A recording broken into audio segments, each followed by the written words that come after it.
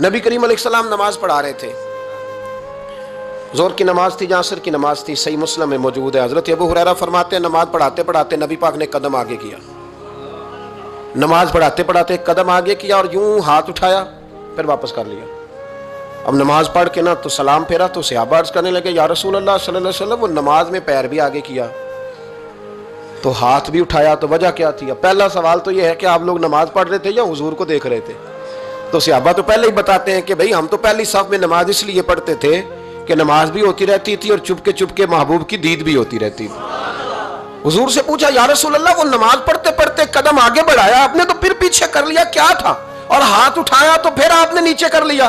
تو نبی کریم فرمانے لگے نماز پڑھاتے پڑھاتے جب میں نے کہا نا سمی اللہ لمن حمیدہ، اچانک میری نظر اٹھی تو جنت میں چلی گئی، نظر اٹھی تو جنت میں، تیرے لیے 2-4 قدم عرش بری ہے۔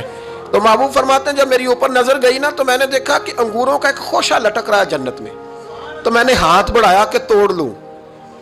حضور کھڑے ہیں مسجد نبوی میں اور فرماتے ہیں کہ میں یہاں کھڑے ہو کے ہاتھ اونچا کروں تو میرا جنت تک پہنچ جاتا ہے۔ فرمایا میرا ارادہ ہوا کہ وہ خوشہ جنت کا توڑ لوں، اور ذرا میں نے پیر آگے بڑھایا ہی تھا تو میرے دل میں خیال آیا کہ جنت راز ہے تو راز ہی رہنی چاہیے، یہ راز کھول گیا تو مزہ نہیں آئے گا، تو میں نے پھر وہ ہاتھ واپس کر لیا۔ صحابہ کہتے ہیں جب نبی کریم نے یہ بیان کیا تو ہمارے چہرے نے تجسس سے کھیل اٹھے، تجسس سے ہم کوئی بات اور بھی سننا چاہتے تھے۔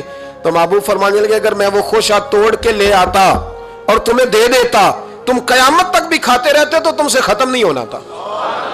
یہ صحیح مسلم کی حدیث ہے۔ او بھائی میرے رسول کریم کے واقعہ معراج پہ شکوہ کرنا، کہنا سمجھ میں نہیں آتی کیسے گئے تھے، تو جو چاہے تو ہر شب ہو مثال شب اسرا، اس لیے کہ تیرے لیے 2